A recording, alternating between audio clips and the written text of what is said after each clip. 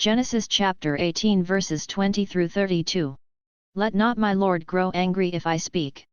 In those days, the Lord said, the outcry against Sodom and Gomorrah is so great, and their sin so grave, that I must go down and see whether or not their actions fully correspond to the cry against them that comes to me. I mean to find out. While Abraham's visitors walked on farther toward Sodom, the Lord remained standing before Abraham. Then Abraham drew nearer and said, Will you sweep away the innocent with the guilty? Suppose there were 50 innocent people in the city, would you wipe out the place, rather than spare it for the sake of the 50 innocent people within it? Far be it from you to do such a thing, to make the innocent die with the guilty so that the innocent and the guilty would be treated alike. Should not the judge of all the world act with justice? The Lord replied, If I find 50 innocent people in the city of Sodom, I will spare the whole place for their sake. Abraham spoke up again, See how I am presuming to speak to my Lord, though I am but dust and ashes. What if there are 5 less than 50 innocent people? Will you destroy the whole city because of those 5? He answered, I will not destroy it, if I find 45 there. But Abraham persisted, saying, What if only 40 are found there? He replied, I will forbear doing it for the sake of the 40. Then Abraham said, Let not my Lord grow impatient if I go on. What if only 30 are found there? He replied, I will forbear doing it if I can find but 30 there. Still Abraham went on, Since I have thus dared to speak to my Lord, what if there are no more than 20? The Lord answered, I will not destroy it, for the sake of the 20. But he still persisted, Please, let not my Lord grow angry if I speak up this last time. What if there are at least 10 there?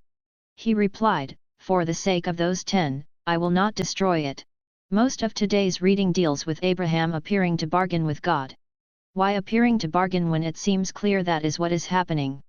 Don't forget that God knows everything even before it happens, but Abraham doesn't, and this conversation gives God the opportunity to teach Abraham about God's love, justice, and righteousness.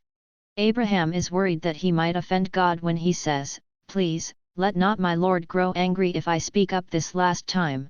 Husbands and wives do a lot of bargaining and generally don't offend one another because they love one another and pretty much know how the other will view the negotiations. This is the same relationship between Abraham and God. Notice the patience, understanding, and love God has with him. Notice the willingness of God to put aside punishment to save a few innocent people.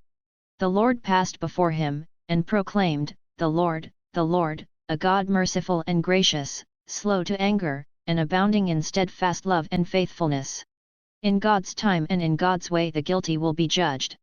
You will recall from last week's reading the Lord and 2 angels appeared at Abraham's tent to announce that 90-year-old Sarah would give birth within a year. Could this be a reward for his righteousness? After the announcement the men continued to Sodom and this time took Abraham with them, but why? God was about to demonstrate his justice, and power used against sin. God's justice prompts him to bring judgment on Sodom and Gomorrah because of their extreme wickedness. As children mature, the oldest child is the first to learn the rules and consequences of disobeying them. The younger children watch and benefit from the older child's mistakes.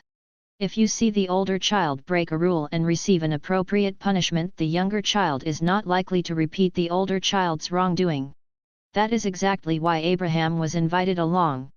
He, like the younger child, saw firsthand what violations of God's commandments looked like. I think of these verses as a show and tell. Abraham will certainly tell the rest of Israel and the world, what happens to people who don't live by God's commandments. Sodom was a city at the south end of the Dead Sea and was widely known for its wickedness, yet in God's just punishment he allowed the innocent, Lot and his family, to leave before destroying the city. But as for me and my house, we will serve the Lord.